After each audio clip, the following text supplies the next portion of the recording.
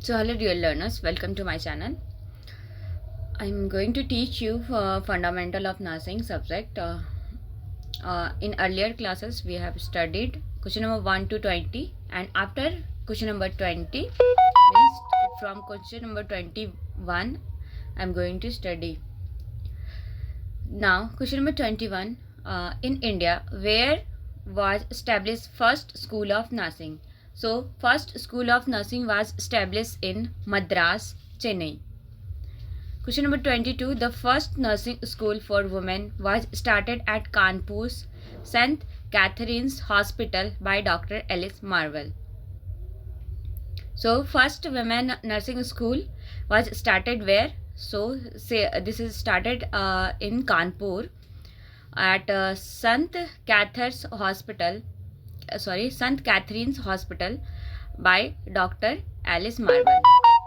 Question number 23. The Nurses Day is celebrated to commemorate. So, why Nurses Day is celebrated? For the anniversary of Florence Nightingale's birthday.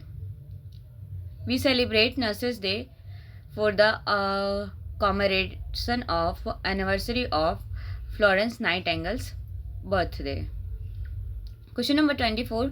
Nursing may be defined as the diagnosis and treatment of human responses to health and illness. This definition of nursing was given by American Nurses Association, that is ANA. So ANA given a definition that the diagnosis and treatment of human responses to a health and illness. Diagnosis and treatment of human responses. Human की क्या क्या responses? So health and illness, both responses को diagnose और treat करना ही मतलब जो वो है नर्सिंग. सो वो किसने दिया था? अमेरिकन नर्सेस एसोसिएशन ने. Now question number 25. In every state the examination for general nursing and midwifery course are conducted by the general nursing midwifery course, that is the GNM course, was conducted by whom? So it is conducted by State Nursing Council. Now question number 25. Question number 26. The first school of nursing was established by whom? Established the first school of nursing. So Florence Nightingale in 1860 at Florence Nightingale School of Nursing, that is the where this is placed in St. Thomas Hospital, London. Now next question. The first professional school, the Florence Nightingale School, St. Thomas Hospital, London, established in which year? So in earlier question we have studied that in 1860. So question number 28. Which period of age is considered as pre-operative stage in Paget's theory? So pre-operative stage in Paget's theory is known as 2 years to 7 years old.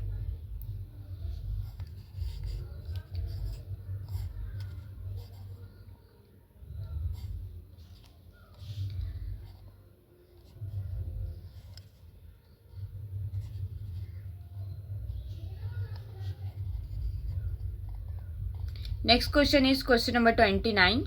Which nursing theorist believes that most patients are capable of performing self-care? So, theory given by Oram, that is known as Dorothy Oram. So, Oram has given a theory in nursing, self-care deficit theory, like patient cure our own self by own self.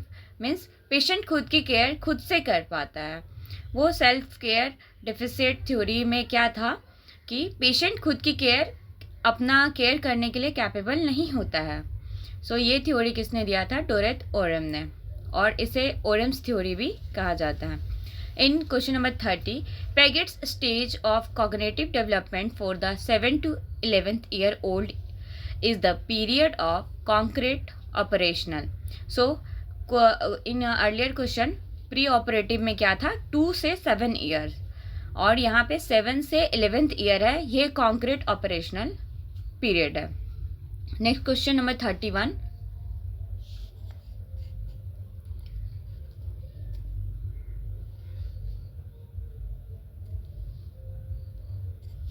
Question number 31 में है the man living health theory is also called Parse's human becoming theory. The man living health theory, जिसको हम लोग another name क्या बोलते हैं, Parse's human becoming theory. Question number 32. Who developed moral therapy? तो Philippine Pine developed moral therapy. So all questions are for theoretical based. So समझाने जैसा वैसा कुछ नहीं है, ये मेमोरी बेस्ड क्वेश्चन है सारे जितने भी है इसमें. Question number 33. Self care deficit theory propose by, so in earlier question I have discuss self care deficit theory was propose by Dorothea ऑरेम्स.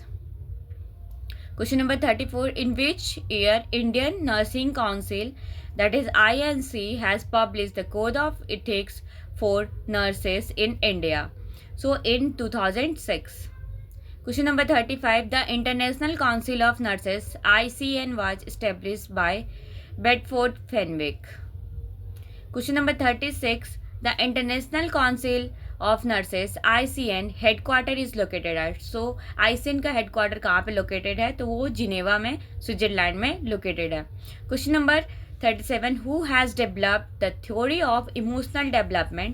So theory of emotional development in child and adults also developed by the Erik H. Erikson, और Erik Erikson theory भी इसे बोला जाता है, a theory of emotional development को. Question number 38.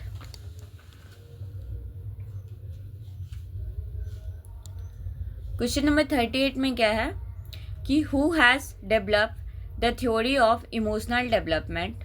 Sorry, question number 38. In working with the patient, when is the best time to prepare the patient for the termination phase? So working phase is the best time to prepare the patient for the termination phase.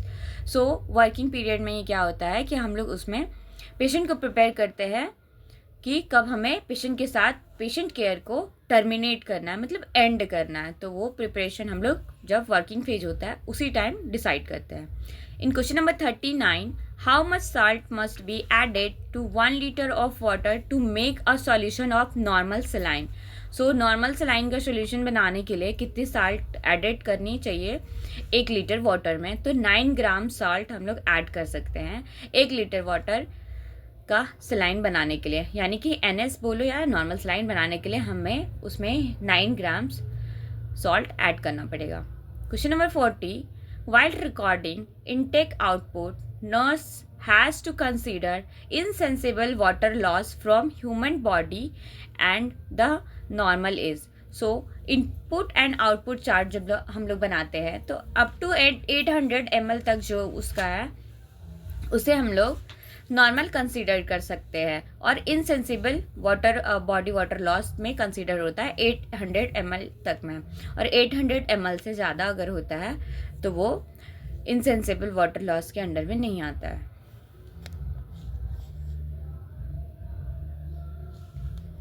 Now question number 41.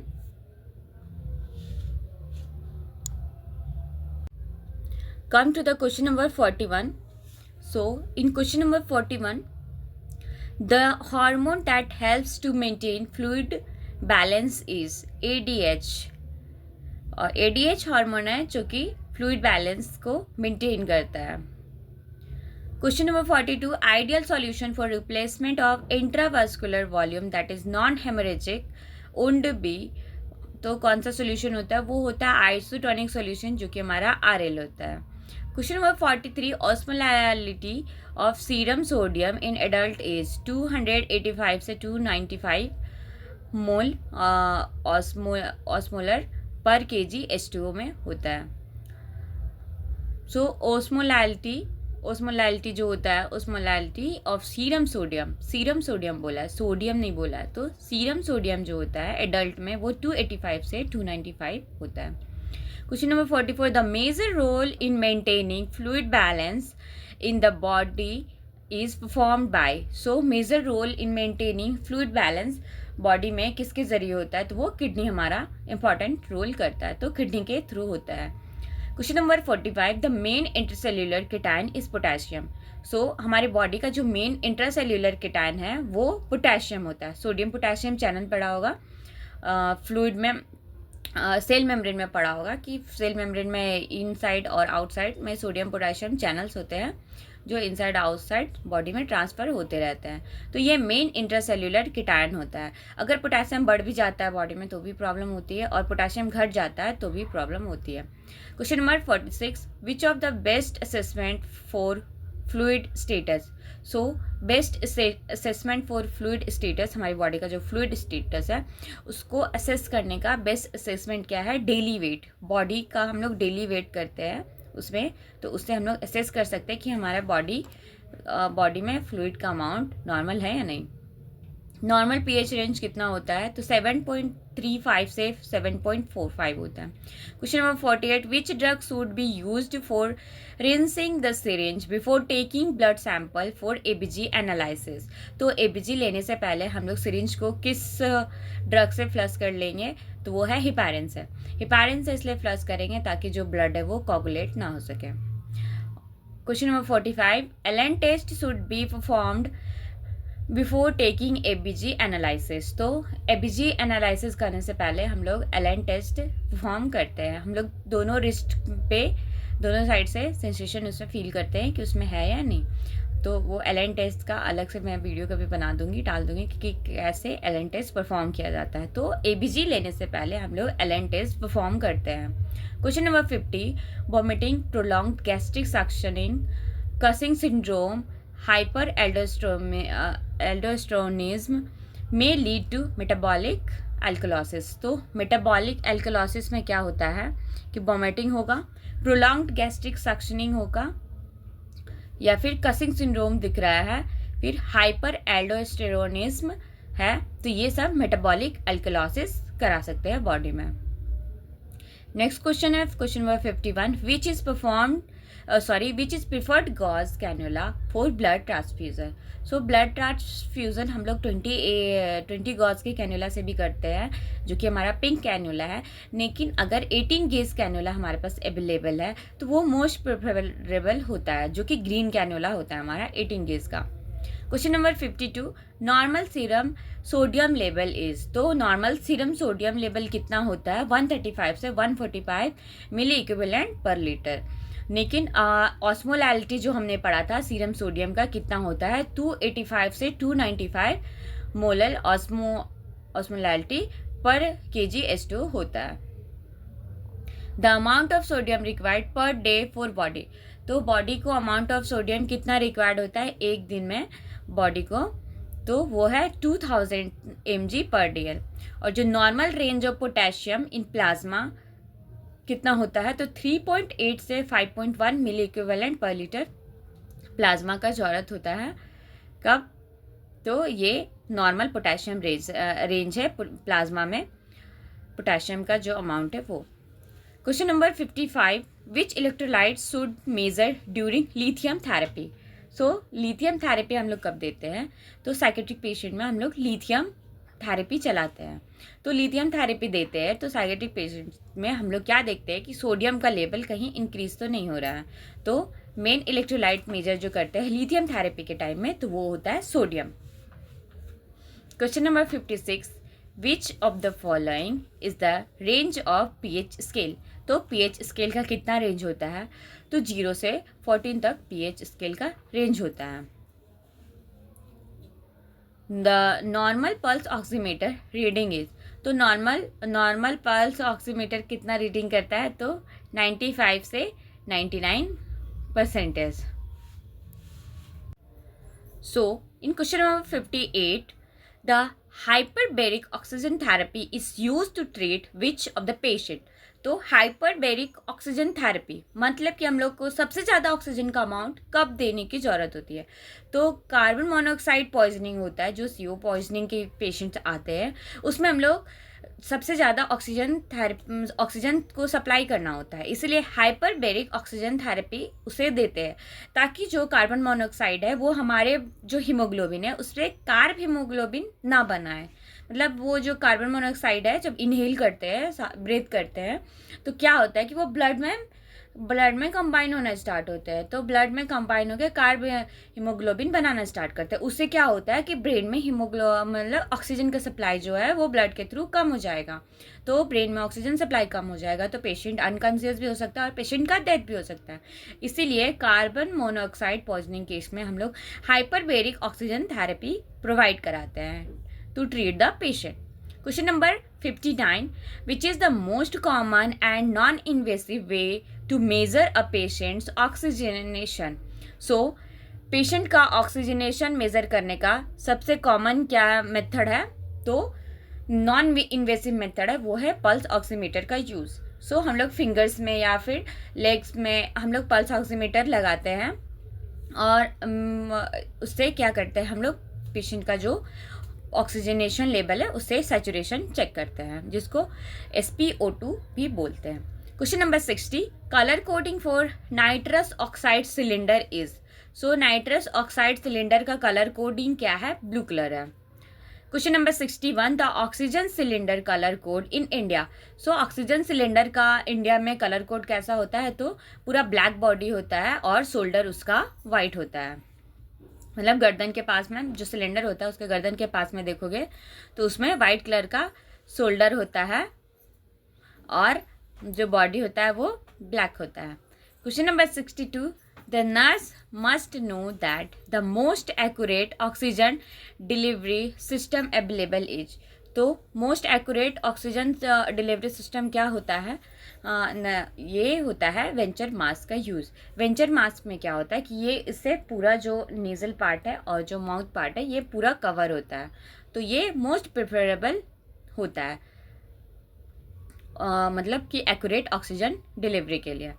Question number 63. The best method of oxygen administration to a 2 month old baby. तो 2 month के old baby मतलब 2 month के baby को सबसे अच्छा oxygen administration method क्या है? तो ऑक्सीहुड। ऑक्सीहुड से हम लोग ज़्यादा से ज़्यादा ऑक्सीजन सप्लाई कर सकते हैं। Question number 64. Best method of oxygen administration to a burn patient. So burn patient के लिए बेस्ट मेथड क्या है ऑक्सीजन सप्लाई के लिए? तो ऑक्सीजन टेंट। ऑक्सीजन टेंट क्या होता है? उसके पूरे बेड में ही लगा हुआ रहता है, उससे सबसे ज़्यादा अमाउंट में ऑक्सीजन सप्लाई होता है, जिससे टिश्यू का जो डेथ है वो कम होता है। Question number 65. Oxygen consumption increases for each 10 degree Celsius rise in temperature, that is the 13%. So oxygen consumption increase करता है कैसे? फॉर each 10 degree Celsius जब बढ़ते हैं बॉडी में तो ऑक्सीजन कंजप्शन इंक्रीज करता है 10 degree Celsius rise in temperature में। तो वो कितना होता है? तो 13% टोटल होता है। A patient is getting IV fluid through peripheral cannula. Peripheral cannula से पेशेंट को हम लोग IV थेरेपी दे रहे हैं और क्या हो रहा है? वहाँ पे स्वेलिंग दिख रहा है, कूल है, टच करने पे हमें कूल फील हो रहा है, इडिमेटस है, टच कर रहे हैं तो इडिमा हो रहा है, वहाँ पे प्रेस करोगे तो वो दबाया हुआ ही दिखेगा, दबा हुआ रह जाएगा वहाँ का जो एरिया है। एंड डिक्रीज फ्लो रेट, और जो कैनुला से जिस कैनुला से हम लोग दे रहे हैं उसमें जो फ्लो रेट है वो कम हो जाएगा। तो ये क्या डायग्नोसिस हो सकता है? तो इनफिल्ट्रेशन हम लोग इसमें डायग्नोस कर सकते हैं और उस प्लेस से कैनुला को रिमूव कर देंगे, दूसरे प्लेस में प्लेस करेंगे, ठीक है। Question number 67. In a patient IV site shows redness, heat, tenderness, pain and decreased flow rate. Area the classical sign of. So जब हम लोग IV कैनुला लगाते हैं तो वहाँ पे क्या होता है? एरिया जो है वो रेड हो जाता है और टच करने पे हमें टेंडरनेस फील होगा, थोड़ा सा हीटिंग फील होगा, पेन होगा पेशेंट को। तो ये जो है ये साइन सिम्टम्स किसके हैं? फ्लेवाइटिस के। तो फ्लेवाइटिस हो जाता है। तो इस केस में भी फ्लेवाइटिस होने से बचाने के लिए हम लोग कैनुला का कैनुलेशन केयर अच्छे से करेंगे और नीड पड़ने पे कैनुला को हम लोग चेंज कर देंगे। और जब कैनुला हम लोग लगाते हैं तो उस टाइम डेट ऑफ कैनुलेशन का भी ध्यान रखेंगे। डेट ऑफ कैनुलेशन लिखना बहुत इंपॉर्टेंट है। Question number 68. The choice of IV fluid in burn patient. तो बर्न पेशेंट में हम लोग कौन सा IV फ्लूइड ड्रग मतलब चॉइस ऑफ IV फ्लूइड के अंडर में आता है? तो वो है isotonic solution wrinkles lactate, that is RL। Question number 69. The position provided to a client after tonsillectomy is, तो टॉन्सिलेक्टॉमी होने के बाद हम लोग कौन सा पोजीशन क्लाइंट को देते हैं, वो है फॉलर पोजीशन.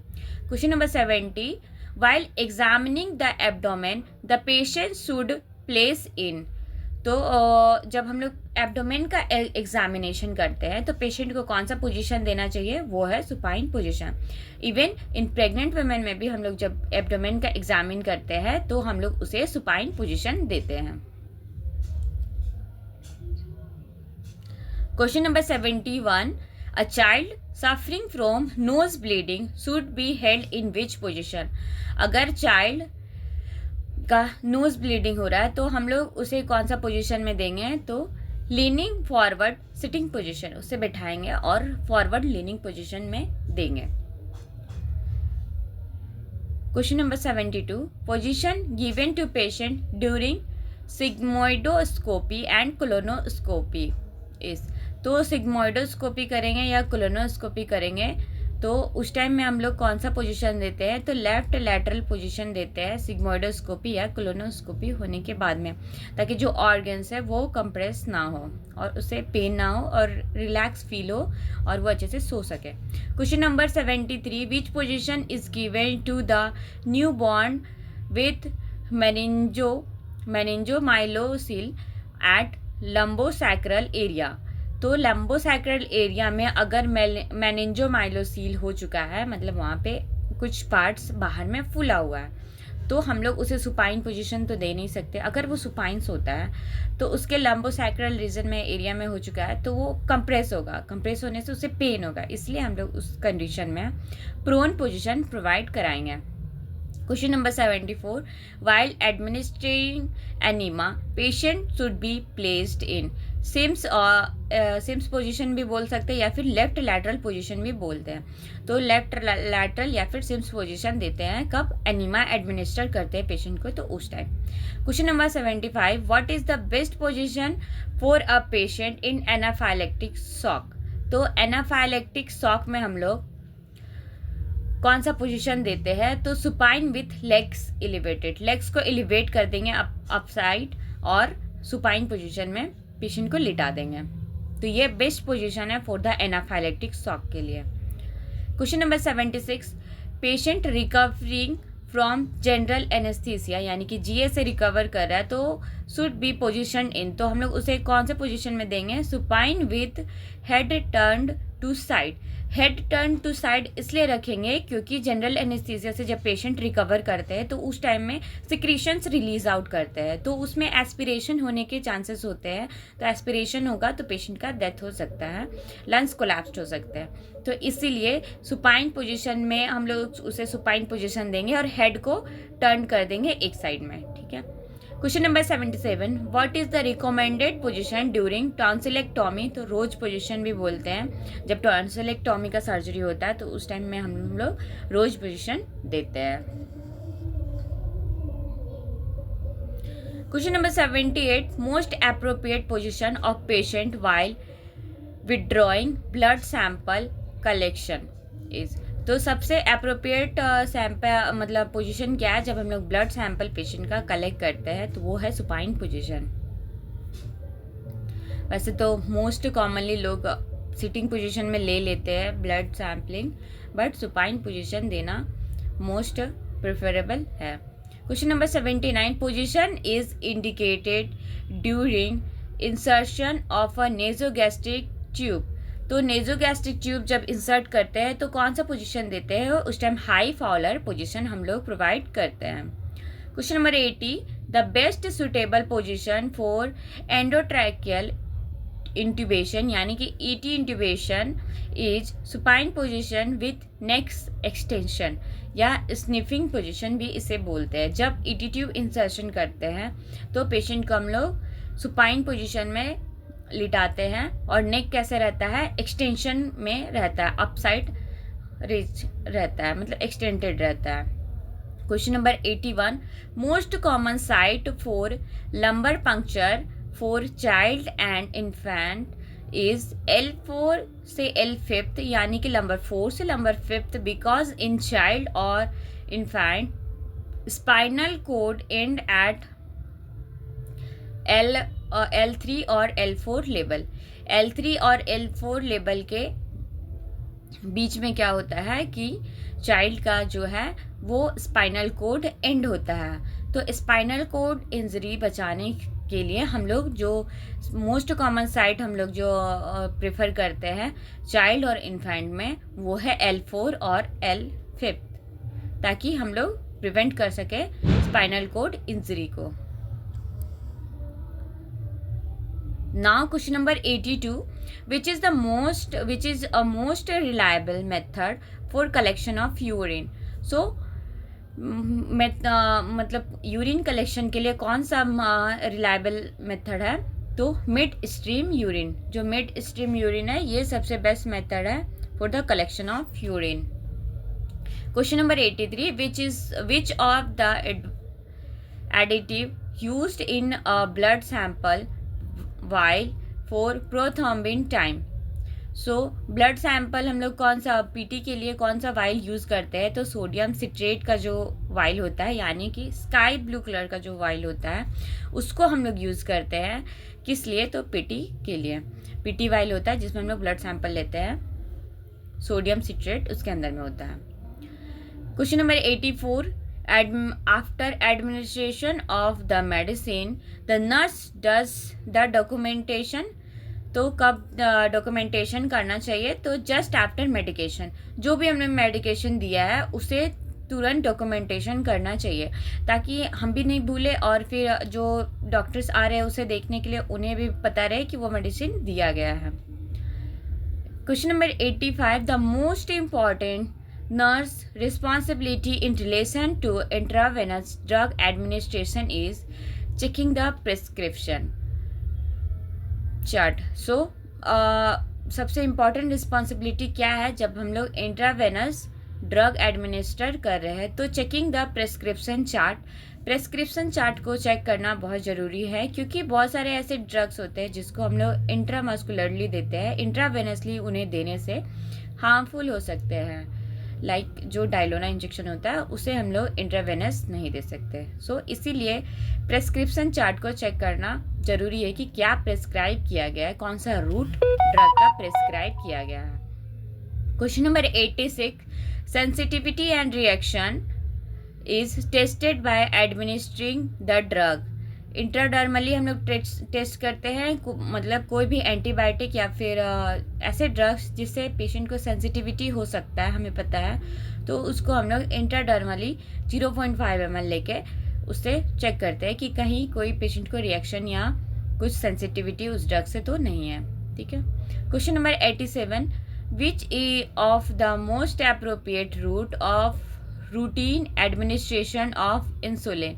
तो इंसुलिन का रूटीन एडमिनिस्ट्रेशन करने के लिए सबसे अच्छा रूट कौन सा है? तो वो है subcutaneous route. Question number 88, the number of amino acids present in insulin are. तो कितने अमाइनो एसिड्स प्रेजेंट होते हैं इंसुलिन में? तो 51 अमाइनो एसिड्स प्रेजेंट होते हैं इंसुलिन में। Question number 89, the number of amino acids present in oxytocin are. तो ऑक्सीटोसिन में कितने अमाइनो एसिड्स प्रेजेंट होते हैं? तो वो 9 अमाइनो एसिड्स प्रेजेंट होते हैं। Which gland is also known as masters of orchestral. तो जो पिट्यूटरी ग्लैंड है उसे हम लोग मास्टर ऑफ ऑर्केस्ट्रल ग्लैंड बोलते हैं। Smallest cell of the blood. तो ब्लड का स्मॉलेस्ट सेल क्या है? तो प्लेटलेट्स जो है हमारा, वो ब्लड के स्मॉलेस्ट सेल है। Question number 92, what is the meaning of PRN in medication administration.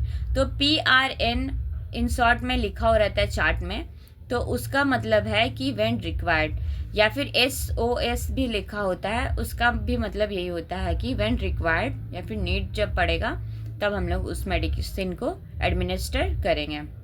Question number 93, the most rapid absorption of insulin occurs in abdomen. So हम लोग इंसुलिन का इंजेक्शन जब भी सबक्यूटेनियस प्रेफर करते हैं वो एब्डोमेन में प्रेफर करते हैं, क्योंकि उसमें क्या होता है कि सबसे ज़्यादा रैपिड एब्जॉर्प्शन होता है इंसुलिन का। Question number 94, best method of instillation ear drop in infant is to pull ear. जब हम लोग ईयर ड्रॉप इन्फेंट में हम लोग डालते हैं, ईयर ड्रॉप डालेंगे तो उसमें डाउनवर्ड से बैकवर्ड की साइड में पुल करना है।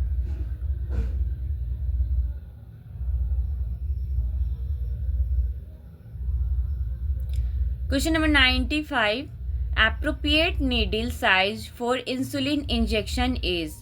तो 25 गेज या फिर 5/8 इंच लॉन्ग जो सिरिंज होता है वो सबसे मोस्ट एप्रोप्रिएट सिरिंज होता है, या फिर BCG का सिरिंज भी बोल सकते हैं, वो भी 25 गेज के होते हैं। तो ये जो इंसुलिन के नीडल का साइज है ये सबसे एप्रोप्रिएट होता है।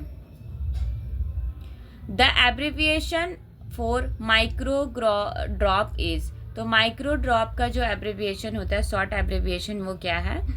माइक्रो GTT जो है वो शॉर्ट एब्रिविएशन है माइक्रो ड्रॉप्स के लिए। Question number 97, 1 teaspoon contain. तो 1 टीस्पून में कितना होता है? 5 ml। Question number 98, the normal prothrombin time is. तो 12 से 16 सेकेंड तक नॉर्मल PT का जो टाइम होता है, ब्लड थ्रोम्बिन टाइम होता है वो 12 से 16 second. Question number 99, which of the parameter is monitored during heparin therapy. तो हेपारिन थेरेपी जब हम लोग देते हैं तो APTT का हम लोग चेक करते हैं, यानी कि एक्टिवेटेड पार्शियल थ्रोम्बोप्लास्टिन टाइम। क्योंकि हेपारिन क्या होता है? वो एंटी कोगुलेंट होता है। तो ब्लड में अगर ज़्यादा इन्फ्यूज़ हो चुका है तो ब्लड में जो कोगुलेशन कैपेसिटी वो ख़त्म हो जाता है, इसीलिए हम लोग इसमें APTT का मेजरमेंट करते हैं, यानी कि एक्टिवेटेड पार्शियल थ्रोम्बोप्लास्टिन टाइम जो है उसको देखा जाता है। Question number 100, during warfarin therapy which parameter should monitor. तो वारफेरिन थेरेपी जब हम लोग देते हैं, ये क्या है? वारफेरिन एक ब्लड थिनर है। तो जो पेशेंट्स होते हैं हार्ट वाले पेशेंट, उन्हें हम लोग इसमें देते हैं ताकि उनका जो ब्लड सप्लाई है वो कार्डियक सप्लाई में वो अच्छे से हो सके। तो ब्लड थिनर की तरह है ये। तो इसमें PTINR का मतलब चेकिंग किया जाता है, prothrombin time international normalisation ratio जिसको बोलते हैं, फुल फॉर्म है prothrombin time international normalisation ratio. तो PTINR का हम लोग टेस्टिंग करते हैं कब? वारफेरिन थेरेपी में। और हेपारिन थेरेपी जब देते हैं तो किसका चेक करते हैं? APTT का। और प्रोथ्रोम्बिन टाइम जो PT टाइम होता है वो होता है 12 से 16 सेकेंड। क्वेश्चन नंबर 101 में क्या है? Which chemical use for the testing of HB। तो HB का जो हम लोग टेस्टिंग करते हैं तो कौन सा केमिकल होता है? सोडियम हाइड्रोक्साइड यानी कि NaOH। सो क्वेश्चन नंबर 101 में क्या देखा हमने कि HB के टेस्टिंग में किसका यूज़ किया जाता है, कौन से केमिकल का? तो सोडियम हाइड्रोक्साइड का यूज़ होता है जिसका केमिकल नेम है NaOH। तो सोडियम हाइड्रोक्साइड का हम लोग यूज़ करते हैं HB का जो टेस्टिंग होता है उसमें। नाउ क्वेश्चन नंबर 102 में, visual inspection by acetic acid is the diagnostic test for cervical cancer. So cervical cancer का हम लोग कैसे टेस्टिंग करते हैं? तो एसिटिक एसिड को विजाइनली इंट्रोड्यूस किया जाता है और उसमें क्या होता है कि सर्विस के अराउंड हमें वाइट कलर के पैचेस दिखने को मिलेंगे। वो एसिटिक एसिड से रिएक्ट कर जाते हैं वहाँ के सेल्स। अगर कैंसरस सेल है तो वो सेल्स एसिटिक एसिड से रिएक्ट कर जाएंगे और वाइट कलर का पैचेस शो करते हैं। तो उसके मेरे पास कुछ डायग्राम्स भी है, सो अगर कभी टाइम मिलेगा तो मैं वो शो कर दूँगी। क्वेश्चन नंबर 103 में क्या है? Bile salts in the urine are analysed by. तो बाइल साल्ट, यूरिन में बाइल साल्ट है या नहीं वो कैसे हम लोग एनालाइज करते हैं? उसको हेज टेस्ट बोलते हैं। हेज टेस्ट के जरिए हम लोग यूरिन में बाइल साल्ट है या नहीं उसको हम लोग एनालाइज करते हैं। Question number 104, which test is done for identifying the presence of occult blood in stool. तो ब्लड स्टूल में एकल्ट है या नहीं, मतलब प्रेजेंट है या नहीं, तो उसका हम लोग कैसे टेस्टिंग करते हैं? तो ग्वाइक टेस्ट से हम लोग उससे टेस्टिंग करते हैं। ब्लड में स्टूल में ब्लड कब कब हमें मिल सकते हैं? जब यूरिन में GI ब्लीडिंग हो, यूरिन नहीं, GI ब्लीडिंग हो, गैस्ट्रोइंटेस्टाइनल ब्लीडिंग हो, तब हम लोग ग्वाइक टेस्ट का यूज़ करते हैं। उस टाइम हम लोग उससे हमें पता चल सकता है कि ब्लड में नहीं, स्टूल में अकल्ट ब्लड है या नहीं। Question number 105, phosphate test is used. तो फॉस्फेट टेस्ट किस लिए यूज करते हैं? To test the efficacy of pasteurisation of milk. तो मिल्क का पास्चराइजेशन का एफिकेसी को टेस्ट करने के लिए क्या यूज करते हैं? फॉस्फेट टेस्ट को यूज करते हैं। Question number 106, phenylketonuria is detected by which urine test. तो फेनाइलकीटोन्यूरिया यूरिन में PKU है या नहीं, तो उसको हम लोग कौन से टेस्ट से डिटेक्ट करते हैं? तो फेरिक क्लोराइड टेस्ट होता है, उससे हम लोग डिटेक्ट कर सकते हैं। Question number 107, CBC blood sample collected in purple colour vial. तो CBC ब्लड सैंपल किस में कलेक्ट करते हैं? पर्पल कलर के वाइल में कलेक्ट करते हैं। Which contained a substance which acts as an anticoagulant की तरह काम करता है। तो उस वाइल में एक सब्सटेंस होता है, तो उसमें क्या होता है, वो किस लिए रहता है एंटी कोगुलेंट? तो prevent blood clot formation in the blood. तो ब्लड को क्लॉट होने से बचाने के लिए रहता है, और उसे ही हम लोग बोलते हैं एडिटा वाइल। एडिटा वाइल में क्या होता है? उसका फुल फॉर्म है ethylene diamine tetra acetic acid. तो ethylene diamine tetra acetic acid होता है, जिसको हम लोग एडिटा बोलते हैं, या फिर एडिटा वाइल के नाम से भी वो जाना जाता है। तो वो क्या करता है कि ब्लड को कोगुलेट होने से प्रिवेंट करता है। उसी से हम लोग CBC देखते हैं, यानी कि जो कंप्लीट ब्लड काउंट है वो उसमें देखा जाता है। क्वेश्चन नंबर 108 में क्या है? Discharge planning should begin. तो डिस्चार्ज कब हमें पेशेंट को देना है, तो वो कब स्टार्ट होता है? तो वो on the day of admission. On the day of admission ही हम लोग डिसाइड करते हैं कि कब उसे डिस्चार्ज देना है पेशेंट को। 109 में a clinical thermometer indicator temperature in degree Fahrenheit from 94 degree Fahrenheit से 108 डिग्री फ़ारेनहाइट तक का हमें थर्मामीटर में फ़ारेनहाइट में रेंज देखने को मिलेगा। मेजरिंग रेंज जो होता है वो होता है 94 डिग्री फ़ारेनहाइट से 108 डिग्री फ़ारेनहाइट तक का, और सेल्सियस में 35 degree Celsius to 42 degree Celsius तक का हमें देखने को मिलता है। Now question number 110, the difference between apical pulse and radial pulse is known as. तो एपिकल पल्स और रेडियल पल्स में क्या डिफरेंस है? पल्स डेफिसिट का जो डिफरेंस होता है उसे हम लोग पल्स डेफिसिट बोलते हैं। इसी को हम लोग बोलते हैं difference between apical pulse and radial pulse, तो उसे पल्स डेफिसिट के नाम से जाना जाता है। Question number 111, so if highest temperature recorded in the morning and lowest temperature in the evening, मतलब हमें सबसे हाईएस्ट टेम्परेचर मिल रहा है देखने को कब? मॉर्निंग के टाइम में, और सबसे लोवेस्ट टेम्परेचर देखने को मिल रहा है इवनिंग टाइम में। तो इस कौन सा टाइप ऑफ फीवर को ये शो कर रहा है? तो इसे बोलते हैं इन्वर्स फीवर। इन्वर्स फीवर का मतलब क्या होता है कि उल्टा फीवर। फीवर मैक्सिमम टाइम में कैसे लगता है कि फीवर मॉर्निंग टाइम में कम होता है, इवनिंग जैसे जैसे होता है तो इवनिंग टाइम में फीवर ज़्यादा होता है। लेकिन इसमें इन्वर्स फीवर में क्या होता है कि मॉर्निंग टाइम में हमें ज़्यादा फीवर देखने को मिलेगा और इवनिंग टाइम में फीवर कम देखने को मिलेगा, तो इसलिए इसका इन्वर्स फीवर नाम होता है। क्वेश्चन नंबर 112 है, उसमें what is the difference between oral and rectal temperature in an adult client. तो 0.6 डिग्री सेंटीग्रेड का डिफरेंस होता है ओरल और रेक्टल टेम्परेचर में, और 1 डिग्री फ़ारेनहाइट का, यानी कि ओरल टेम्परेचर से हमें रेज मिलता है रेक्टल टेम्परेचर बढ़ा हुआ रहता है। क्वेश्चन नंबर 113 में the number of fingers to be used while checking pulse is. तो पल्स चेक करने के लिए हम लोग कितने फिंगर्स का यूज़ करते हैं? तो हम लोग बस ये 3 फिंगर्स का यूज़ करते हैं पल्स चेकिंग के लिए। First, middle and index finger. ये मैंने 3 फिंगर दिखाया, this is the first, middle and index finger. ये तीनों फिंगर का हम लोग यूज़ करते हैं पल्स चेकिंग के लिए। कभी भी 2 फिंगर से पल्स चेकिंग नहीं किया जाता है। What is the right placement of stethoscope to check apical pulse. तो एपिकल पल्स चेक करने के लिए राइट प्लेसमेंट ऑफ स्टेथोस्कोप क्या है? तो वो है 4th to 5th left ribs at mid clavicular line.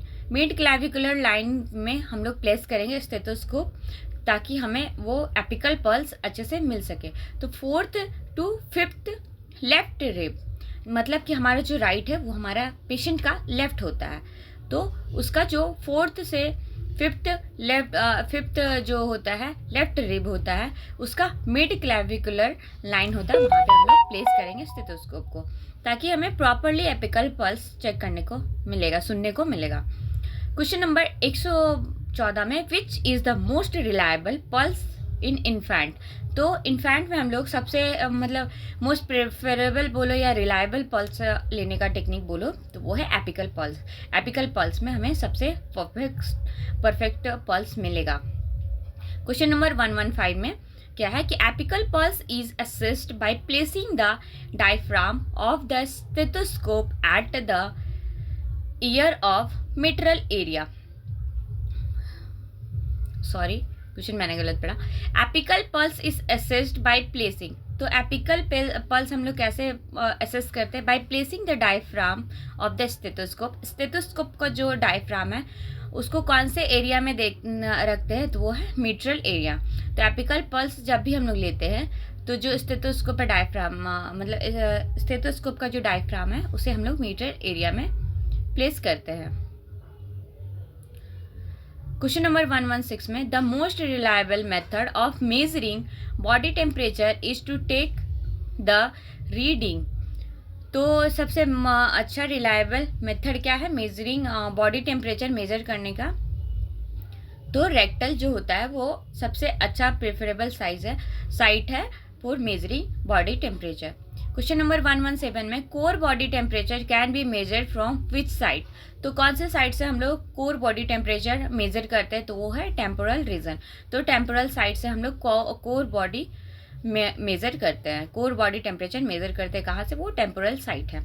118 में क्या है? Which one of the following brain area that regulates body temperature. तो कौन सा एरिया, ब्रेन का कौन सा पार्ट है जो बॉडी टेम्परेचर को रेगुलेट करता है? तो वो हमारा हाइपोथैलेमस है। हाइपोथैलेमस सिर्फ बॉडी टेम्परेचर ही नहीं, लव, अफेक्शन, एवरीथिंग को रेगुलेट करता है, वो है हाइपोथैलेमस। क्वेश्चन नंबर 119 में क्या है? How long should a nurse wait for taking cold milk for recording oral temperature. Cold milk लेने के बाद पेशेंट जब कोल्ड मिल्क ले लेता है तो हमें कितने देर तक वेट करना चाहिए? तो 20 से 30 मिनट्स तक वेट करना चाहिए, क्योंकि 20 से 30 मिनट्स के बाद ही उसका जो ओरल एरिया का टेम्परेचर वो नॉर्मल मेंटेन होगा। इसीलिए हम लोग को 20 से 30 मिनट्स तक वेट करना चाहिए। नेक्स्ट है question number 120, the normal ratio of systolic, diastolic and pulse pressure is. तो जो सिस्टोलिक, डायस्टोलिक का और पल्स प्रेशर का जो नॉर्मल रेशियो वो कितना है? 3:2:1 होता है। तो इसको इसी सीक्वेंस में याद करना है, systolic, diastolic and pulse pressure. तो 3:2:1। तो thank you for watching my video.